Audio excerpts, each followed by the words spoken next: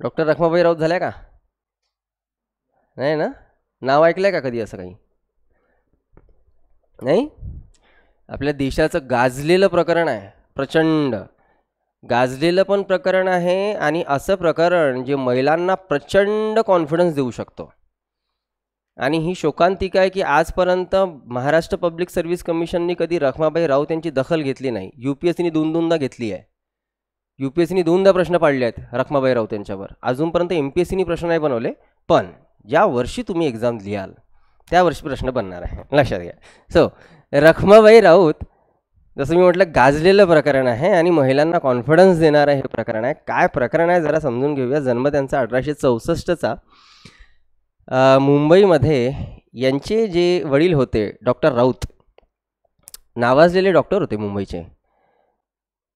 आणि आपल्या मुलीला पण त्यांना डॉक्टर बनवायचं होतं, पण त्यांच्या मुलीचं लाईफ जरा थोडं वेगळ्याच पद्धतीमध्ये लहानपणापासून थोडं जवळपास 20-30 वर्ष त्यांना वेगळाच फेज जो आहे तो एक सहन करावा लागला.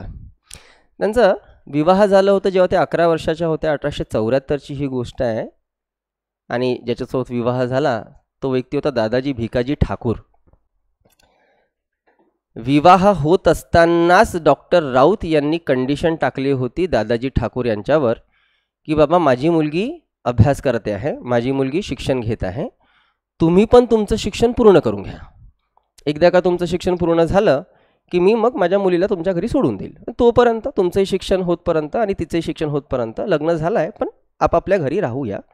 आपापल्या घरी तुम्ही राहा आणि शिक्षण झाल्यानंतर माझी मुलगी तुमच्याकडे पाठवून देईल, तुम्ही शिक्षण पूर्ण करा. एक 5-6 वर्ष निघून गेले आणि 6 वर्षानंतर मग दादाजी ठाकूर यांनी पत्र पाठवलं की झाले आता 6 वर्ष होऊन गेलेले आहेत, आता रखमाबाईला आमच्याकडे पाठवून द्या. तर जेव्हा असं पत्र आलं तर त्या पत्राला उत्तर स्वतः रखमाबाई राऊतनी दिलं. आणि रखमाबाई राऊत म्हणतात की मी तुमच्या घरी पाऊल ठेवणार नाही. आणि पाऊल न ठेवण्यामागचं कारण काय, तर ते कारणसुद्धा देतात की अशा रोगी आणि अशा अशिक्षित व्यक्तीसोबत मी राहू शकत नाही आणि म्हणून मी तुमच्या घरी येऊ शकत नाही. दादाजी ठाकूरने जे प्रॉमिस दिलं होते की ते शिक्षण पूर्ण करतील, एक वर्गसुद्धा शिकले नव्हते त्याच्यानंतर. आणि रखमाबाई चांगल्या शिक्षित व्यक्ती होत्या आणि त्यांना अशा इलिटरेट व्यक्तीसोबत राहायचं नव्हतं. आणि फक्त ती व्यक्ती अशिक्षित आहे म्हणून मी माझ्या नवऱ्याकडे जाणार नाही असा नकार देणाऱ्या रखमाबाई राऊत या आपल्या देशाच्या पहिल्या महिला. पण बॉस तोही दादाजी ठाकूर, तो म्हणतो की अशी कशी येणार नाही. तर त्याच्या मित्रांनी, फालतू फोकट मित्र असतील त्याच्या मित्रांनी त्याला सल्ला दिला की एक काम कर, लीगल नोटीस पाठव, लीगली आणू शकतो आपण रखमाबाईला. तर त्यांनी मग पुणे डिस्ट्रिक्टमधनं लीगल नोटीस पाठवली. त्या लीगल नोटीसला सुद्धा रखमाबाईंनी नकार दिला की जा, जे करायचं करून टाका, मी नाही येणार. तर मग असे येत नाही. तर मग त्या परिस्थितीमध्ये त्या माणसांनी रखमाबाईवर केस टाकली कोर्टामध्ये. आणि आता हा मुद्दा कोर्टात गेला की लग्न झाल्यानंतर एक महिला नकार देऊ शकते का आपल्या नवऱ्याला की मी तुझ्या घरी राहू शकत नाही. बघा, आज या गोष्टी कदाचित याचं आज महत्त्व नाही वाटणार, कारण की आज आपल्या देशामध्ये 1000 कानून आहेत. ज्या 1000 कानूनाच्या आधारावर कोर्टामध्ये केस जाऊ शकते आणि त्या आधारावर त्याचा निकालसुद्धा येऊ शकतो. आज एका महिलेने म्हटलं की मला नवऱ्यासोबत नाही राहायचं आहे, कोर्ट म्हणेल काही प्रॉब्लेम नाही आहे, 6 महिन्यानंतर आम्ही तुम्हाला डायव्होर्स देऊन टाकू, विषय संपला. पण त्यावेळेस डायव्होर्सचे कायदे तर असायला पाहिजे. डायव्होर्सचे कायदेच नाही त्या कालखंडामध्ये, महिलांसाठी काहीच कायदे नाही आहेत. परिस्थिती गंभीर आहे. रखमाबाईंनी नकार दिलेला, कोर्टामध्ये केस गेलेली. आता अख्ख्या महाराष्ट्रामध्ये या गोष्टीचा तांडव निर्माण झाला की एक महिलेने आपल्या नवऱ्याच्या घरी जाण्यासाठी नकार दिला. आणि अख्खे पुणे आणि मुंबईमध्ये ग्रुप्स निर्माण झाले, 2 ग्रुप. एक ग्रुप जो रखमाबाई राऊतला फेवर करतो, दुसरा ग्रुप जो रखमाबाई राऊतवर ताशेर ओढतो. तो ग्रुप जो रखमाबाई राऊतला फेवर करत होता, त्या फेवर करणाऱ्या ग्रुपमध्ये फ्रंट लाईनवर होते गोपाळ गणेश आगरकर आणि पंडिता रमाबाई. दोघांनी यांची खूप हेल्प केली रखमाबाई राऊत यांनी. बिलकुल म्हटलं अरे बिलकुल बिंदास, आम्ही आहोत तुमच्यासोबत, काही जायची गरज नाही आहे त्या दादाजीकडे. पण तो ग्रुप जो रखमाबाईच्या या निर्णयाचा विरोध करत होता आणि टप्प्याटप्प्याने वेळोवेळी रखमाबाईवर जबरदस्त क्रिटिसाइज करायचा, तो ग्रुप होता ज्या फ्रंट लाईनमध्ये जो आदमी खेल रहे थे, लोकमान्य तिलक. अशा कामामध्ये टिळक एकदम फ्रंट लाईनमध्ये, वो बिलकुल पीछे नहीं हटने वाले.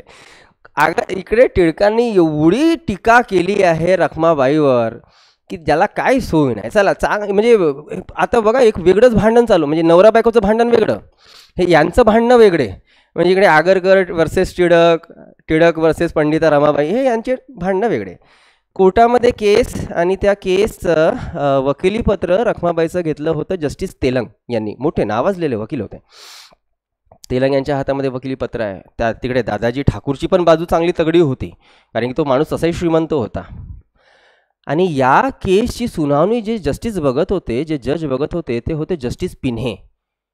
पिन्हेसमोर ही केस, आणि पिन्हेनी त्यावर जो आपला निर्णय दिला तो निर्णय असा होता की जर एका व्यक्तीला, विशेषतः एका स्त्रीला, जर एका स्त्रीला तिच्या नवरा किंवा कुठल्याही इतर व्यक्तीसोबत राहायची इच्छा नसेल तर तिच्या इच्छेविरोधामध्ये जाऊन आपण बळजबरी करू शकत नाही.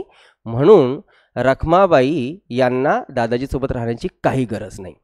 तर निर्णय आला रखमाबाईच्या बाजूला, आणि हा खूप मोठा विजय होता बॉस. महिलांचा विजय झाला ना हा आपल्या देशामध्ये पहिल्यांदा.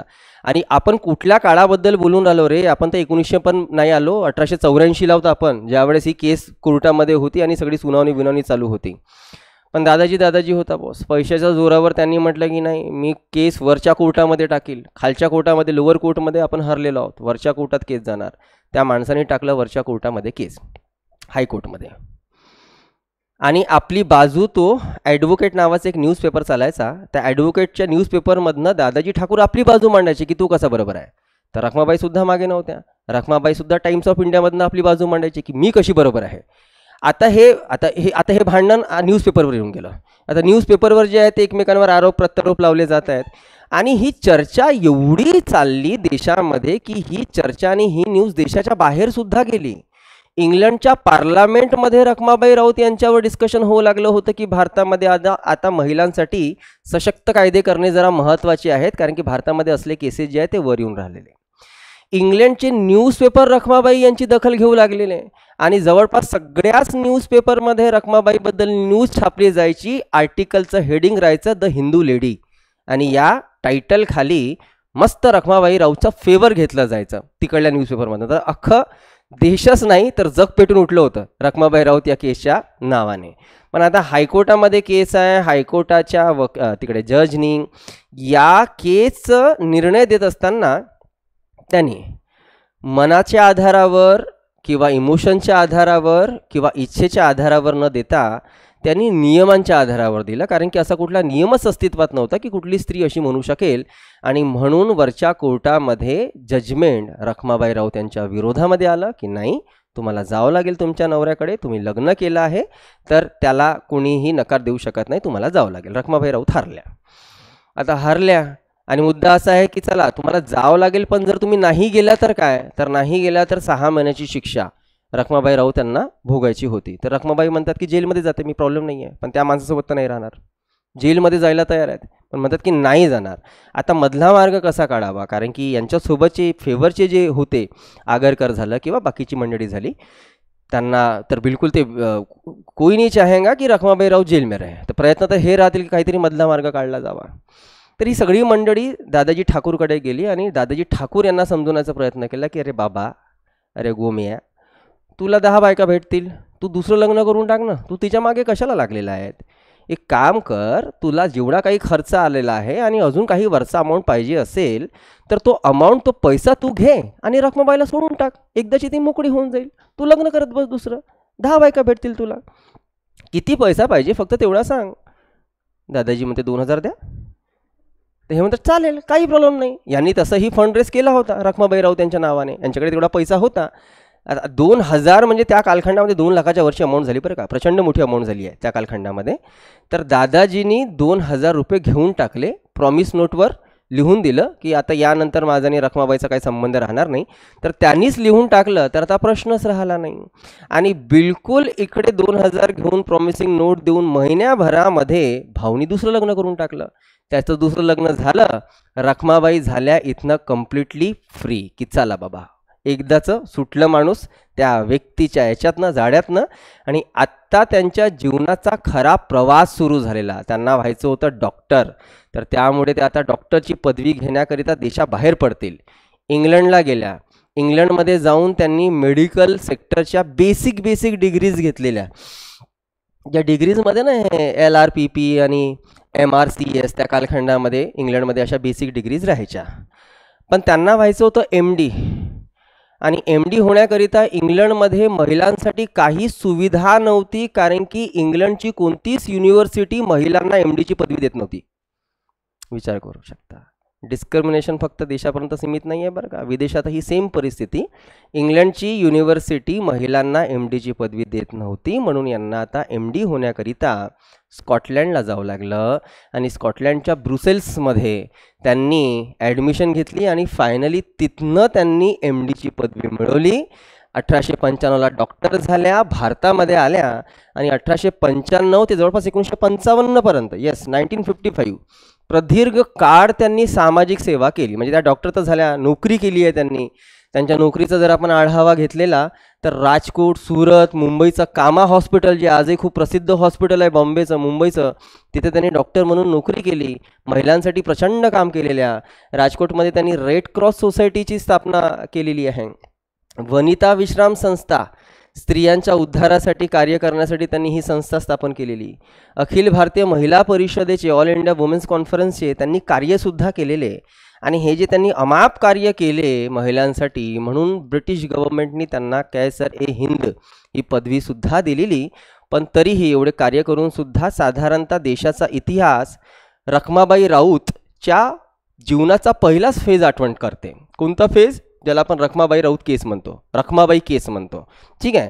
जो दुसरा फेज आहे की त्या बिचाऱ्या एवढ्या मेहनत करून डॉक्टर झाल्या आणि त्यांनी एवढं प्रदीर्घ काळ सर्व्हिस दिली, यावर कोणी चर्चाच करत नाही. फक्त रखमाबाई त्या केसपर्यंत सीमित झाल्या की काय असं वाटतं खूपदा. त्यांनी केलेले कार्य कारण की अमाप आहे. पुढे 1955 मुंबईमध्ये त्यांचं निधन झालं. ठीक आहे. सो जसं सांगितलं मी की UPSCने 2दा प्रश्न बांधलेले आहेत रखमाबाई राऊत केसवरच, त्यांच्या कार्यावर नाही, केसवरच बांधले आहेत की काय केस होती, कुणाची केस होती, यावर प्रश्न बनले आहेत. MPSC पण आज ना उद्या कधी ना कधी यांच्यावर प्रश्न करेल. ठीक आहे.